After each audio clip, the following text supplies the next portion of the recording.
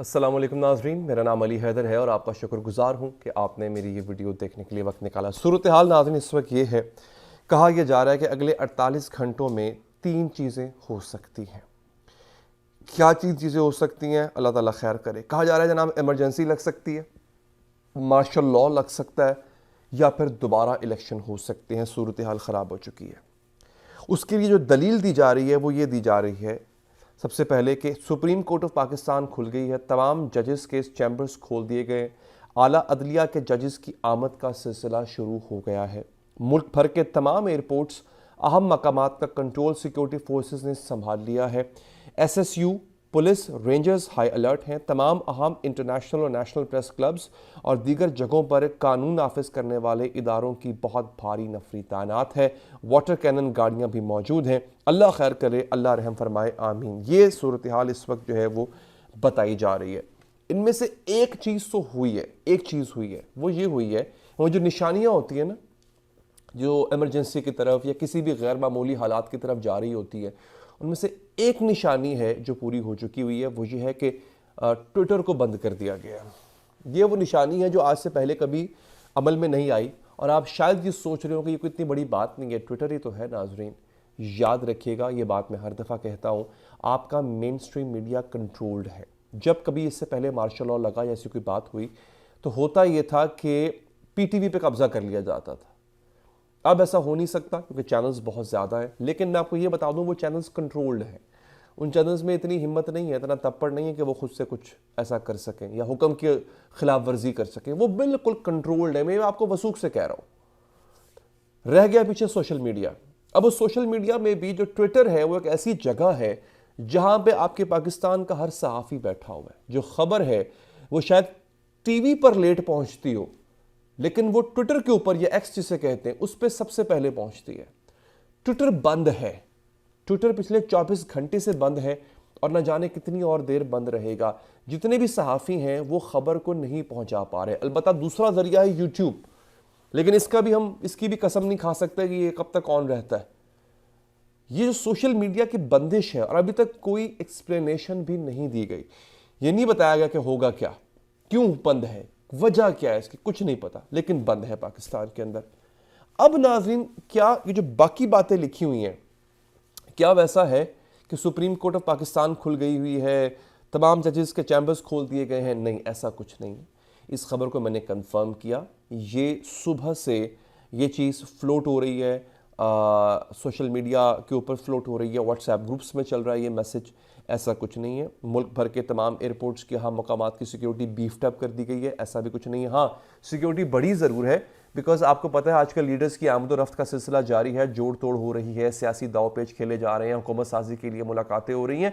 तो जो बड़े लेवल के लीडर्स हैं वो आ जा रहे हैं, तो उनके लिए सिक्योरिटी ज़रा बढ़ाई गई है। अलबत्ता ऐसा कोई मसला नहीं है कि वाटर कैनन पहुंच गई है, ऐसा कुछ भी नहीं है। आपने इस मैसेज पे गौर नहीं करना। लेकिन दोस्तों, ये एक पॉइंट ऑफ कंसर्न जो है उसमें वो ये है कि ये क्या हो रहा है, ये जो सूरत हाल बन गई है इस वक्त कि ट्विटर को बंद किया हुआ है। क्यों किया हुआ है?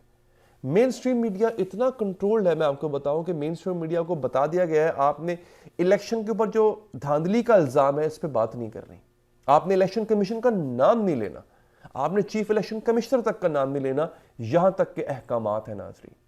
तो मेन स्ट्रीम मीडिया पे तो आपको खबर नहीं मिलेगी।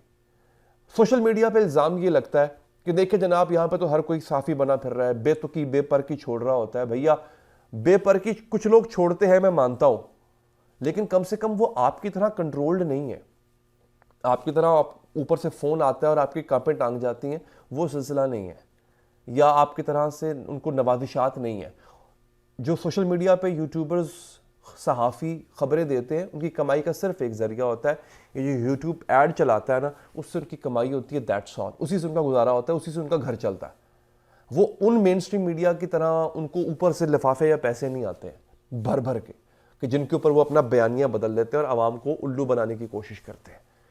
तो इतना मैं उनके हक में बोलूँगा कि हाँ, मैं मानता हूँ थोड़ी सनसनी फैलाते हैं, ये वो ऐसा करते हैं, लेकिन कम से कम अगर वो 100 बातें कर रहे हैं उसमें से 50-60 बातें सही होती हैं, न कि इसके कि वो बात करें ही ना। लेकिन अब सवाल यह है कि जो अगला काम किया जाएगा वो किया जाएगा, इसको रोका जाएगा, इस पर पाबंदी लगाई जाएगी।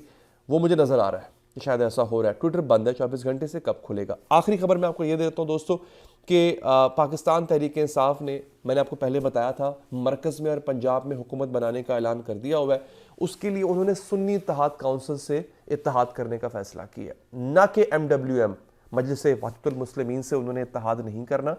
उसकी वजह उन्होंने ये बताई है कि इमरान खान और उनकी जो दीगर क़यादत है, सियासी क़यादत, वो तो चाहती है कि MWM से इत्तेहाद हो, लेकिन जो वकला हैं तहरीक इंसाफ के, वो नहीं ऐसा चाहते। वैसे तो अगर मैं कहूँ तो मैं कह सकता हूँ कि उनका सियासी फैसला है ये, लेकिन उसके पीछे एक लॉजिक ये भी दी जाती है कि MWM से इत्तेहाद की वजह से सऊदी अरब खुश नहीं था, दीगर जो हमारी इस्लामी रियासतें हैं वो खुश नहीं थी, क्योंकि बेसिकली एक शिया जमात है, शिया डोमिनेंट जमात है ये। और ये कहा जा रहा था कि जो हुकूमत बनेगी, अगर कल को इमरान खान हुकूमत बना लेते हैं MWM से इत्तेहाद करके, तो वो उस पर शिया इन्फ्लुएंस होगा, उसमें ईरानी इन्फ्लुएंस होगा, ये कहा जा रहा था। तो उस पर एक एतराज़ था, सऊदी अरब को भी एतराज़ था।